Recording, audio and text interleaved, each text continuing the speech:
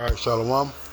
For the foremost, I'm going to give our praise, glory, and honor to Yahweh Shemi Shai, Shem Arakakodash Bakatam. Double honor to the apostles and the elders of the great millstone and to our doctrine across the globe. Pushing the word and truth and sincerity, I want to say Shalom. So I died now from the great millstone campus, Chicago.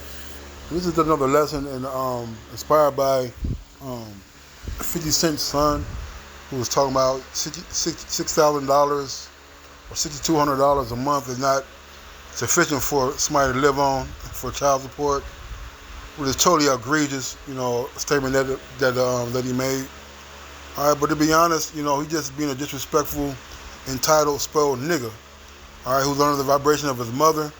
All right, and he just feels entitled, But the point of the lesson, Lord, when it's edifying, is that our parents, all right, the Lord allowed them to bring us up in a way to where they gave us life, so to speak, man.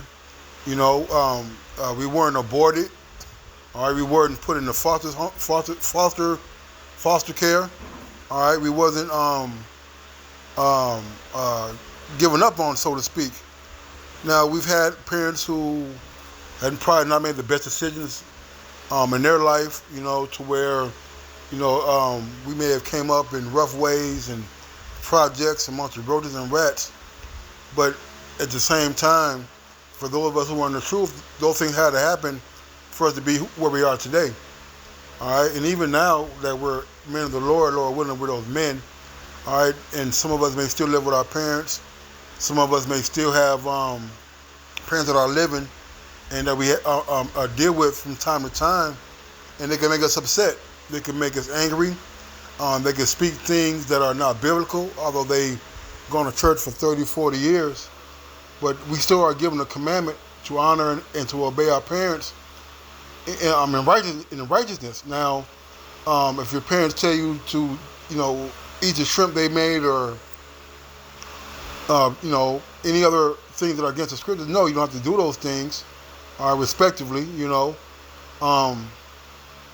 But if they need help, man, do the best that we can to help them out in their age.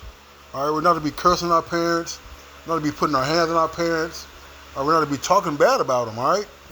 So this is Exodus 12 and 20 and 12. Honor thy father and thy mother, that thy days may be long upon the land which the Lord Yahweh thy power giveth thee. All right. So let's go in the word honor.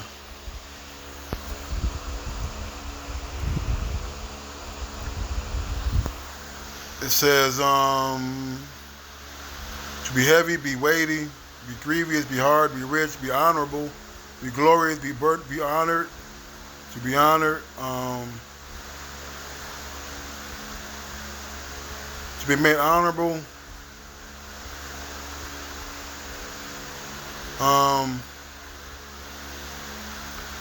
to be made honorable, be honored, to make honorable, right? So we are to give a certain level of respect and reverence to our parents, man. All right, it says to give oneself glory or honor, gain glory. All right, and we don't we have to go around talking about our parents and all the negative things that they've done. All right, basically blaming them for the outcome of your life. At some point in time, you got to take responsibility and accountability for your own decisions that you make. All right? You can't be 30, 40 years old talking about because your mom or dad didn't buy you that bike at Christmas is the reason why you're being a rebellious child. All right? To honor thy father and thy mother, that their days may be long upon the land which the Lord thy power was given thee.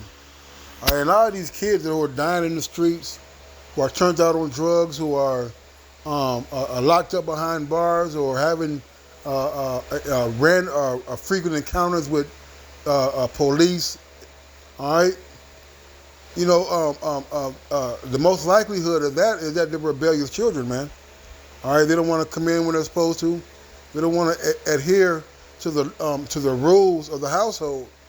So therefore, they're turned to their own devices. And what happens? They become miscreants and deviants. They become statistics and numbers of a system that propagates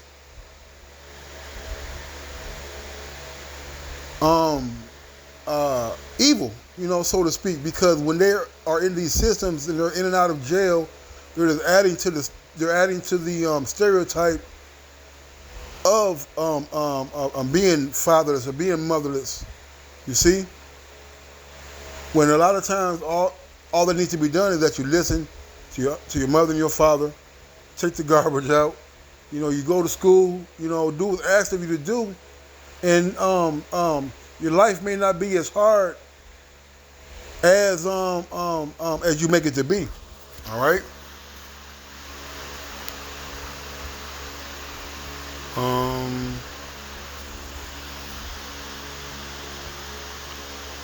There's another one. Let me sort on.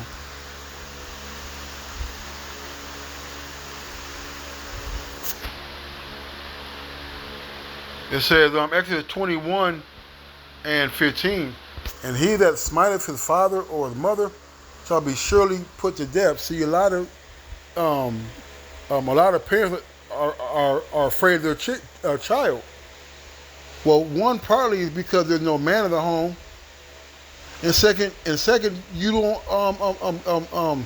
give them the rod. You don't the rod of correction means you don't be whooping their ass, man. You see. So when they get left alone, they say when a child be left alone, become headstrong.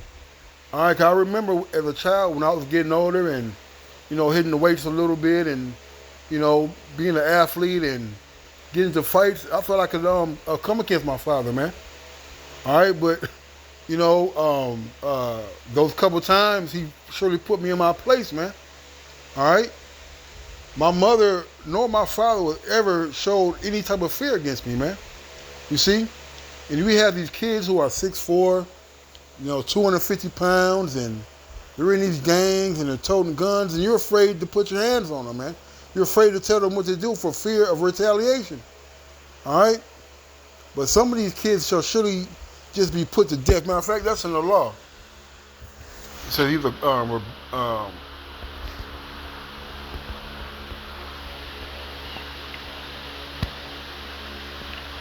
matter of fact, it's in the same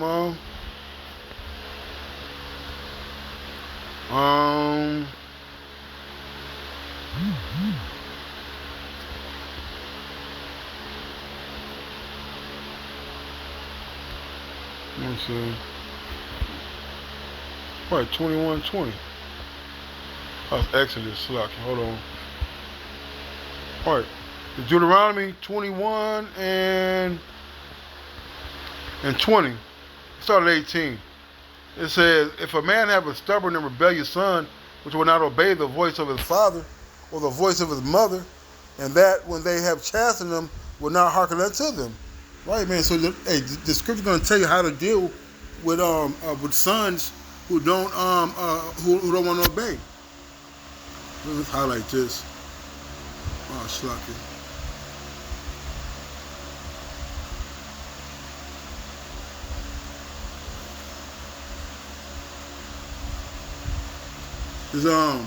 Verse 19, then shall the father and the mother lay hold on him and bring him out unto the elders of the city and unto the gate of the place. They shall say unto the elders of the city, this our son is stubborn and rebellious. He will not obey our voice. He is a glutton and a drunkard. And all the men of the city shall stone him with stones that he die. So shalt thou put evil away from among you, and all Israel shall hear and fear. You see? And this is something that's been taken away, all right, coming here to the to America.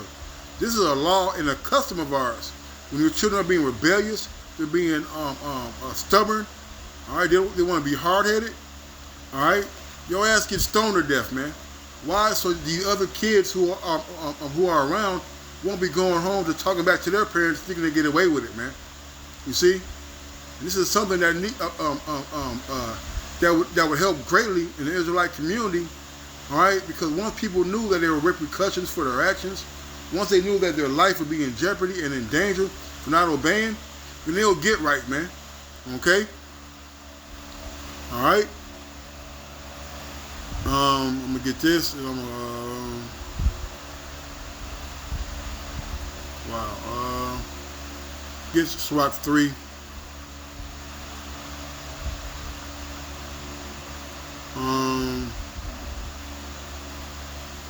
Sort of 1. It says, Sirach 3:1 says, hear me, your father, O children, and do thereafter that ye may be safe. For the Lord hath given the father honor over the children, has confirmed the authority of the mother over the sons, man. So even though you're 6'5" and your mom is 4'9", hey, she still has every right to tell you what to do up under her roof, man. All right? Whoso honoreth his father maketh an atonement for his sins, man. Not calling your father names, not go out in public trying to degrade and down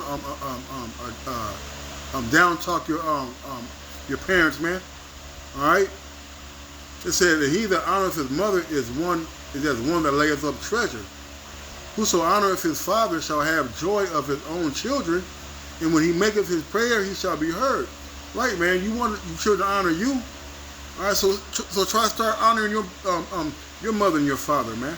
All right, and that's another case of how you can tell a broken home is how the kids talk to their parents, man. All right, and how the parents treat their kids. He that honoreth his father shall have a long life. He that is obedient unto the Lord shall be a comfort to his mother, man. Right, because nobody wants to go visit their son or daughter in jail, man. Nobody wants to go visit them. I'm in a hospital with gunshot wounds, man, or in the morgue. All right. He that feareth the Lord will honor his father and will do service unto his parents as to his masters, man. Right? Cause you get up and go to work for Esau. All right. Put in the overtime, stay late, come in early, sweat for 12 hours, walking in steel-toe boots across that concrete, carrying pallets, pushing pallets, shoveling boxes out the way. When it comes to your parents asking you to take the garbage out, clean the refrigerator out, vacuum the floor, you have a damn problem with it, man. Honor thy father and mother both in word and deed, that a blessing may come upon thee from them. Right, man? Cause hey, there's been a lot of cases, man, where children have not gotten their inheritance or reward from their parents simply because they don't know how to act, man. And they showed a lack of responsibility, a lack of accountability. You see? For the blessing of the father establishes the house of the children, and the curse of the mother rooteth out foundations. Right, man? You need a father around to establish order in the home, man. All right?